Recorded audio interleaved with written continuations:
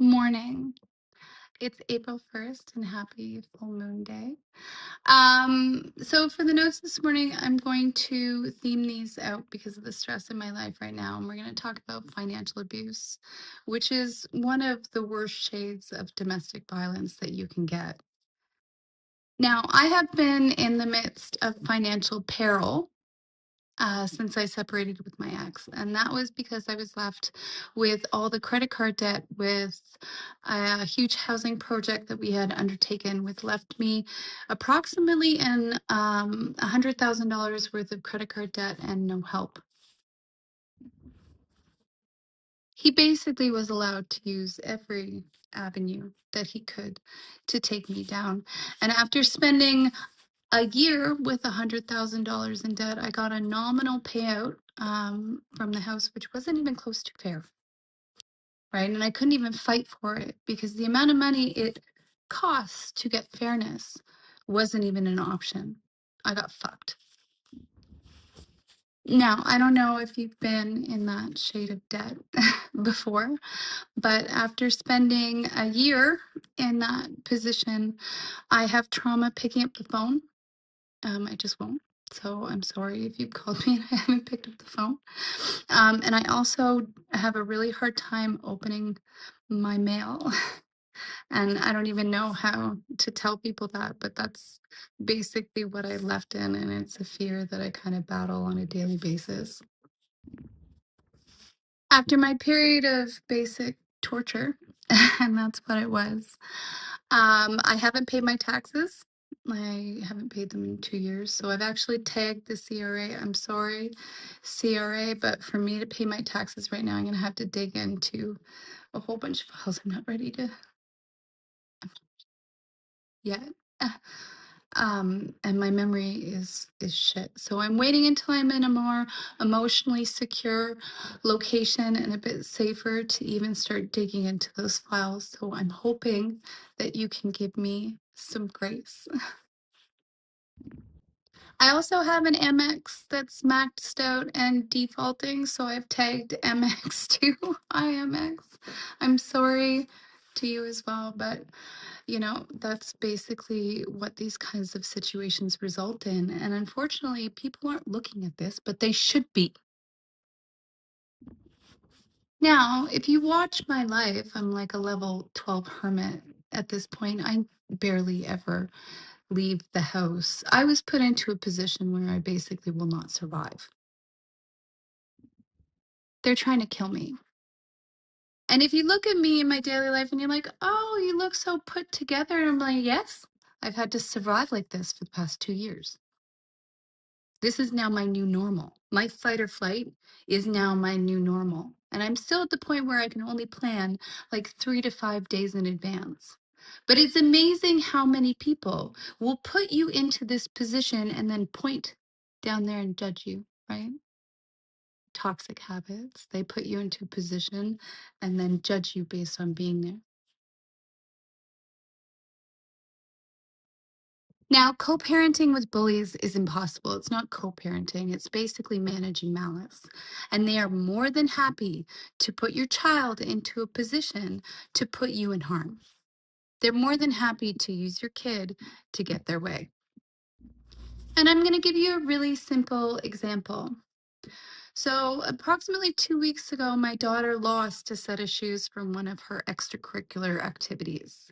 She lost them during my ex's week, but did he bring it up or tell me or replace them? No, he just ignored the problem because he knew that I would deal with it. He is more than willing to let her suffer through this so that I have to deal with the problem. Of course, we found this out during my week, so I brought it up to him. And of course, he's on his second vacation in 6 weeks and can't even look for them at home. And conversely, I'm more than happy to go bankrupt and put myself out so that she doesn't have to suffer.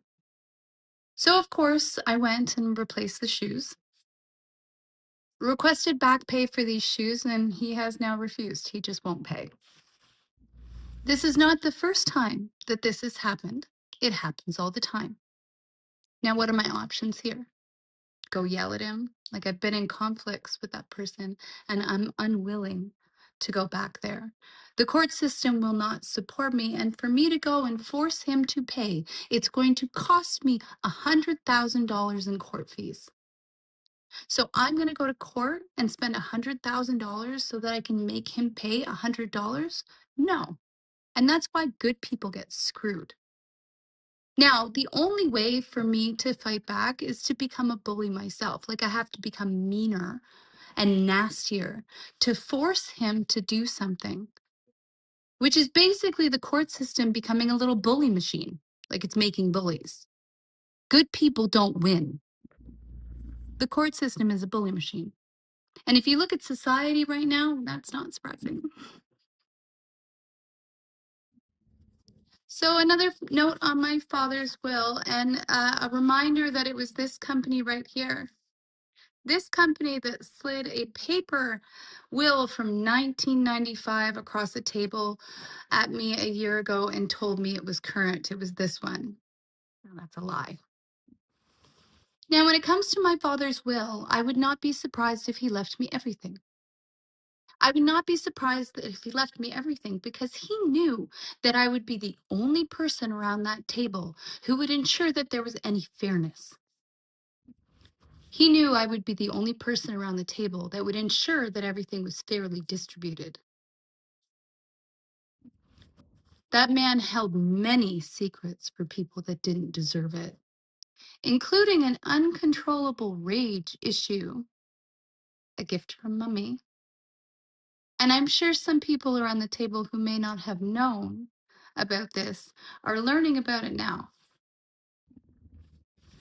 My father's business was held up by his integrity and will crumble without it. And that is why certain transactions didn't occur before his death. Now, I'll cover off more on my intuitiveness and the divine journey part, but I don't think it's as magical as people think it is. It's defensive. You just learn how to read into the subtext when people lie to you so much. When I got this comment, I know exactly what it means. They're waiting for me to go bankrupt. They put me into a position where I would suffer, and they're just sitting back and waiting for me to go beg them for help. It's another way that toxic people put you into a position where you will suffer and then just point and laugh while you're down there like, ha ha, ha. Thus giving them the control that they're so addicted to. Reactive abuse can take many forms. And to you, I say, good fucking luck. Now, you can stop all this by just being a real grown up adult for once in your life and taking accountability for what you've done. Again, the offer's on the table.